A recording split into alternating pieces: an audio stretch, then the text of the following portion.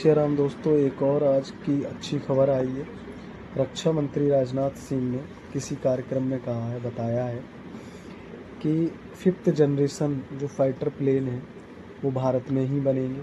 हमारा एम का बन रहा है और उसका जो इंजन है वो फ्रांस की कंपनी सैफ्रॉन और इंडिया की कंपनी दोनों मिलकर बनाएंगी और इनकी पूर्णतः तकनीकी ट्रांसफ़र होगी और ये भारत में ही बनेंगी। एक अच्छा कदम है क्योंकि तेजस के लिए अमेरिका इंजन देने में काफ़ी देरी कर रहा है, बहुत टाइम से लगा हुआ है, लेकिन अब तक उसने इंजन दिए नहीं और अभी टैरिफ विवाद भी चल रहा है। तो इस खबर आने के बाद तो ट्रम्प की नींद उड़ जाएगी क्योंकि वो F-35 अपना बेचना चाह रहे थे, तो हिंदुस्तान ने मना कर दिया। वैसे कावेरी इंजन भी टेस्टिंग चल रही है, जल्दी से ही हो सकता है वो भी यूज में शुरू हो जाए, लेकिन ये अच्छा कदम है कि 5th जनरेशन जो भी इंजन है और जो है इंडिया में ही होगा।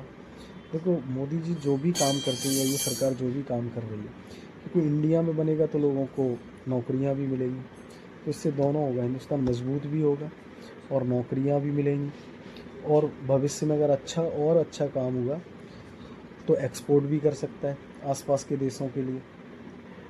और अमेरिका, एस जयशंकर ने आज भी अच्छे से उनको लताड़ा है।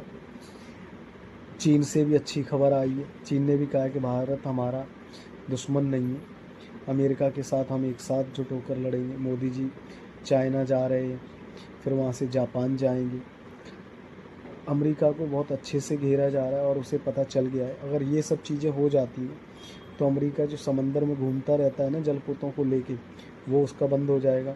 ऑस्ट्रेलिया भी नाराज़ है, कनाडा से उसके संबंध ठीक नहीं है। फिर जो कहता है ताइवान के पास खड़े हो जाते, कभी चाइना के पास खड़े हो जाते, तो वो समंदर में घुस भी नहीं पाएगा। ठीक है। और कह रहा है कि अगर रसिया से आप तेल नहीं खरीदो, तुम सब गैस खरीद रहे हो, सब ट्रेड कर रहे हो, तो हमारे लिए कह रहा है अगर हम ये रिफ़ाइन करके ऑयल अगर मार्केट में नहीं बेचेंगे तो यूरोप में गैस तेल की पैसों का जो तेल का जो रेट है वो लगातार बढ़ता जाएगा। और मेरे हिसाब से आप ये देखो, पूरे वर्ल्ड में एक ही ऐसी कंट्री है जो हिंदू बाहुल्य है और तो कोई है नहीं, लेकिन मोदी जी बराबर डटे हुए, चट्टान की तरह खड़े हुए। अमेरिका को समझ आ रहा है, वहाँ के जो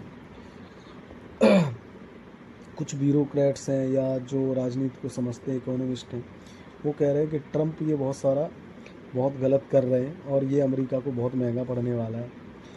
क्योंकि